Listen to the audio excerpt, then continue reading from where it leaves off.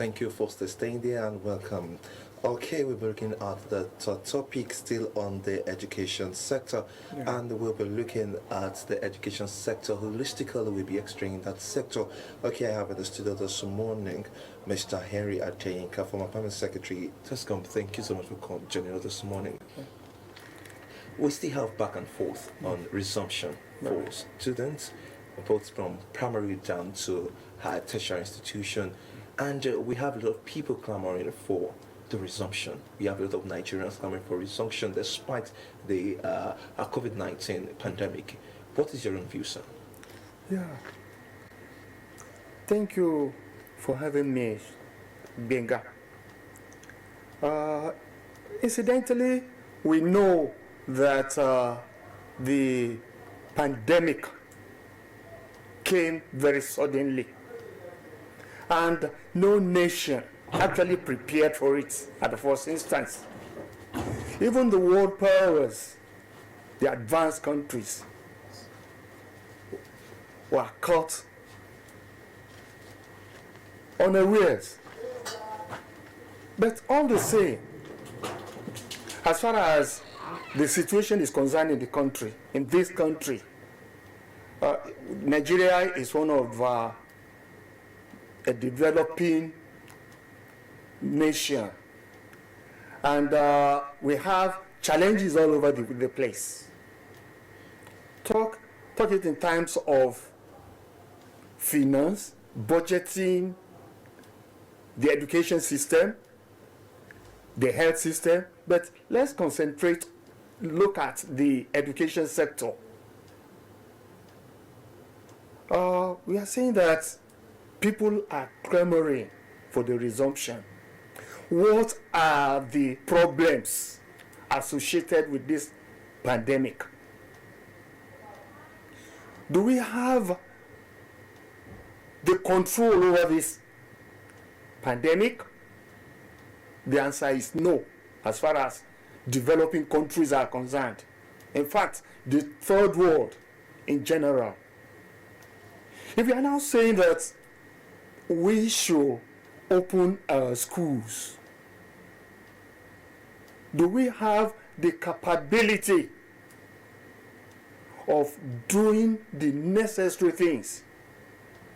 But what is important is the fact that in this country we have a center for disease control, and because of the fact that all over the world they really stated some guidelines, some protocols that could be followed,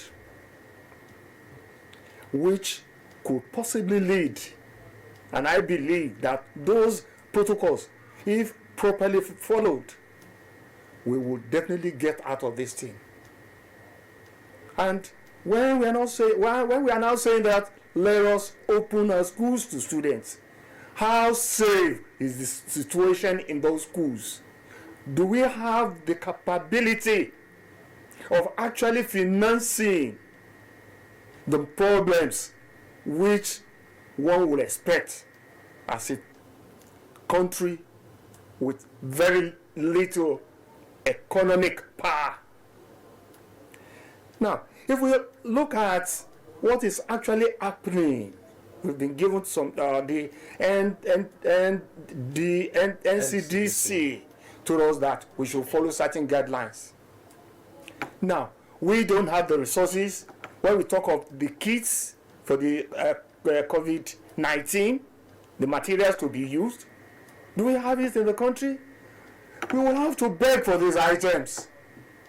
But all we need now is that, now what some Nigerians are saying for the resumption is that now it has shown that even the children are not on the high risk of contracting this COVID-19 disease. That's one. Then two, it's not, the narrative is changing. Now the children that are not going to school are going to markets. The children that are not going to school are playing around the neighborhood. So the reason for the lockdown on that students is not what we are seeing now. So that is why instead of them just roaming about, why can't they go to school? Yes, going to school is good. But there are certain things which must be put in place for the students to come into the school system. And if we are to do that, there must be some steps to be taken, and which our governments at the state level, at the federal level, have actually taken. And those items, those guidelines are more or less associated with those things. And if those items, like, the washing of hands, keeping social distancing, the use of sanitizers, and even the nose mask and face oh mask. yes, all these things, when put in place, could definitely solve the problem in a way. But we saw it was written. Yes. We saw how the junior WAEC was written. Even so if we could achieve that for that exam, why can't we still achieve that for other classes also? Maintaining physical distancing and using of face masks. Well, the problem is, in most of our schools, we don't have adequate classrooms. And when you now say that we want to actually follow the social distance, we have a situation whereby a class has not less than 100 students in a particular class. How would they actually follow that particular protocol on distancing? Now, but if the normal thing is actually done by providing the students that type of opportunity of getting them spacing, ensuring that they actually make good use of the items provided by the government or even by the Parents Teachers Association, then that could actually assist so that the students could come in and they will be protected, because you wouldn't actually know how these students will definitely be affected when they come into the school system. Some may possibly have contact with somebody who must have gotten the virus into its body, and when that one happens, it could be transmitted. But when you now have a situation where those protocols, the guidelines are followed, then the students could come in and do the normal thing. And in that wise, the issue of locking down the school system will be averted. But all the same, there is need for the government, every individual, the parents, knowing fully well that we have our students have total attachment to the parents. This is not the case with the advanced countries, because you stay together. Look at the people in the market. Most of them, despite the fact that they know the implication of this particular disease, the virus, the COVID-19, they still go out, mix together, not actually follow the real protocols laid down by the government. Okay, so part of what people are saying, experts are saying, is that the protracted closure of Nigeria's tertiary education institution has grave implication for the country's manpower development. Yeah. Do you agree with that? I do. Because how long should we prolong the stay of our students at home? Are they not going to when you now have students staying at home, many evil things come into the mind. But if you have a situation whereby the students get back to school, they will definitely do what is normal, and they will have the time to actually come out from their school, like the tertiary institutions. They will go in, have the normal period. You will not use the extra year or even 2 years, because we have a situation whereby students use a student who is expected to use 4 years in the school in the university now having 4 or 5 years. In that wise, it will definitely affect the educational development and even the progress of the country in a small way.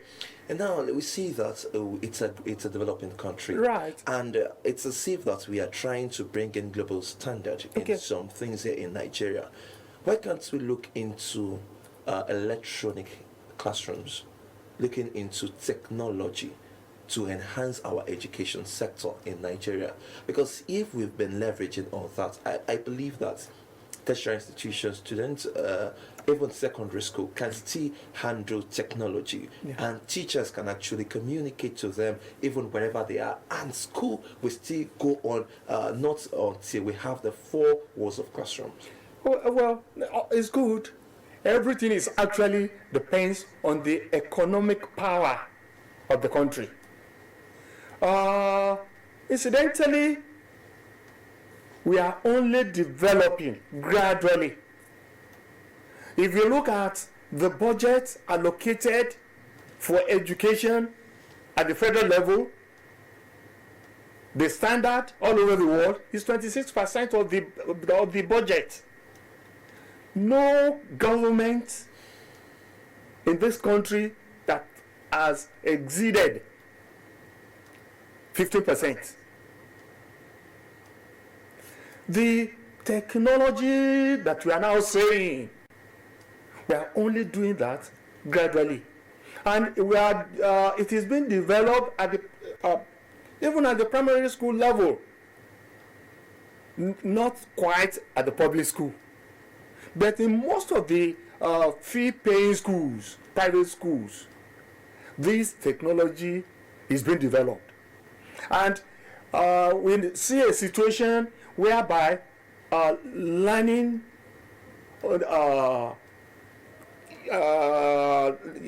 electronic learning being introduced in some of the schools in the country.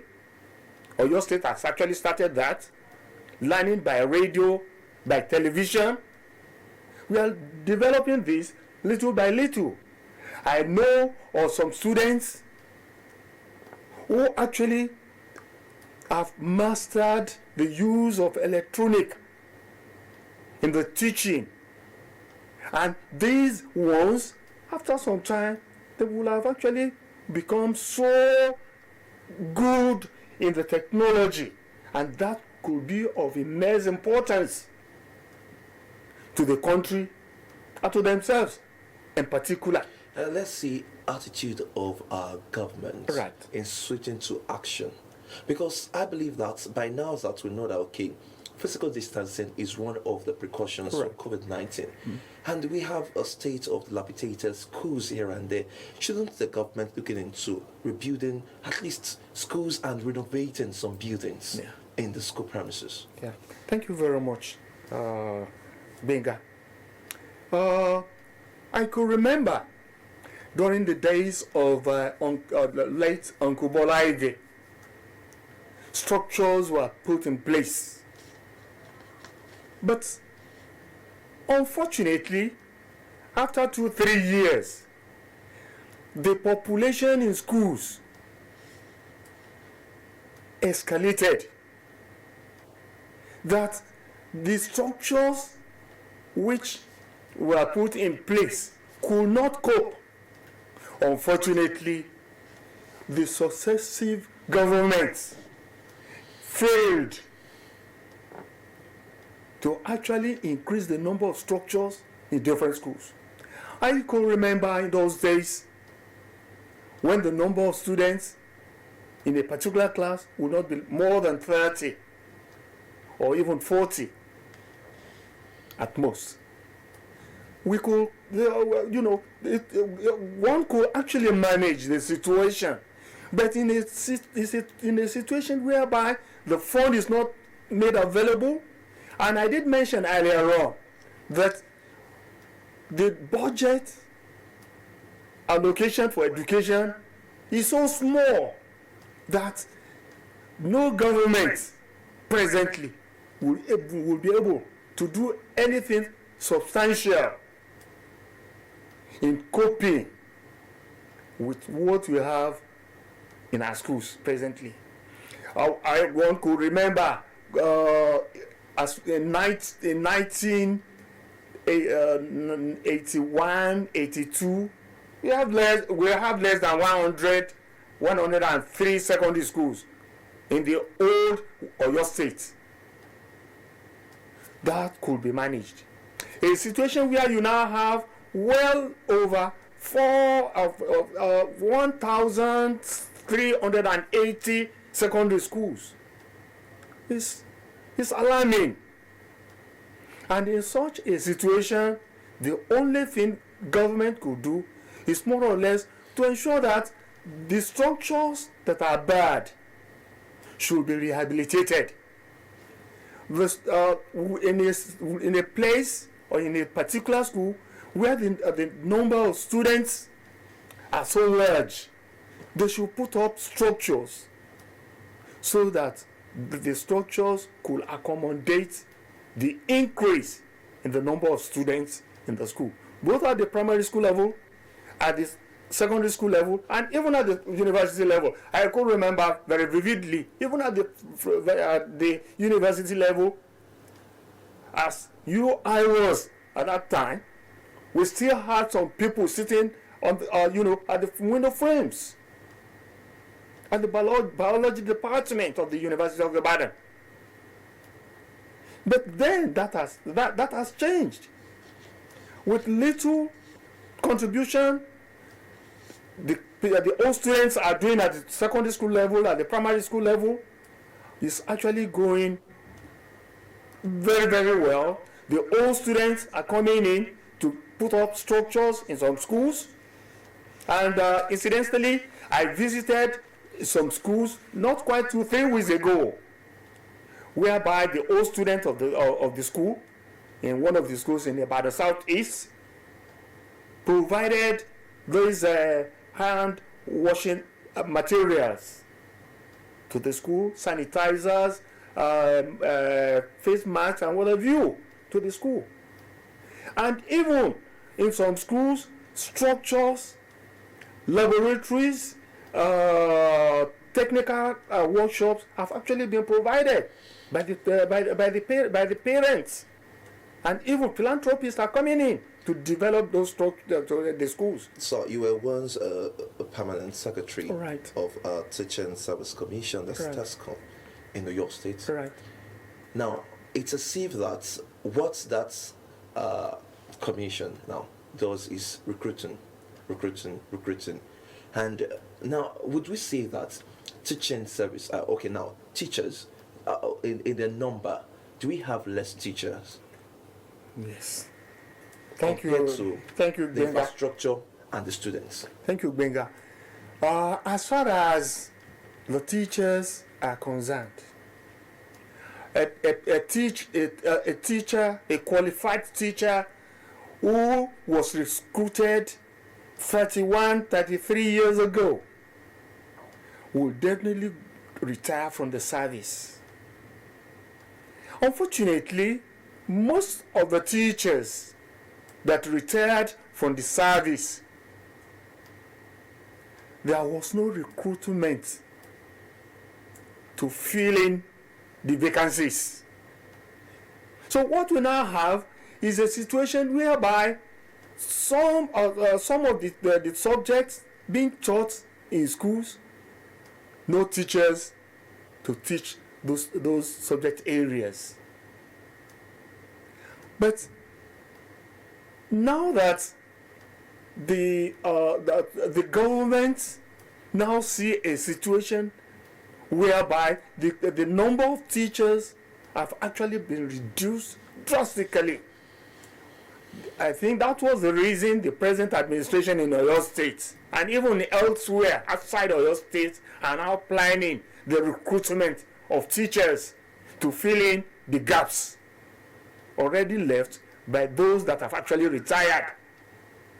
And good enough. We have people that could actually fill the vacancies, but the problem is the COVID-19, which actually it's deep into the finances of governments. And I know for sure that the examination took place.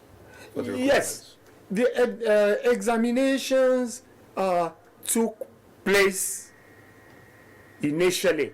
Well, in most of our schools, the examinations are done twice in a session. We have first term, second term, fourth term.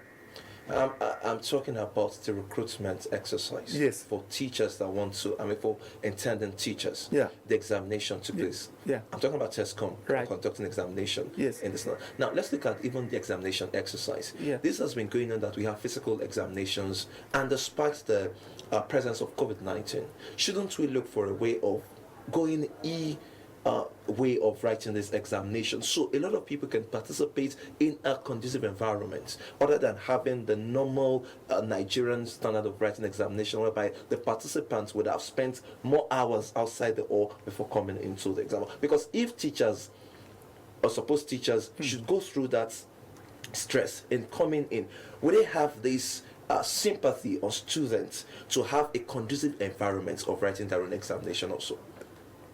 I think that they should, because of the fact that the system put in place was to be a transparent one.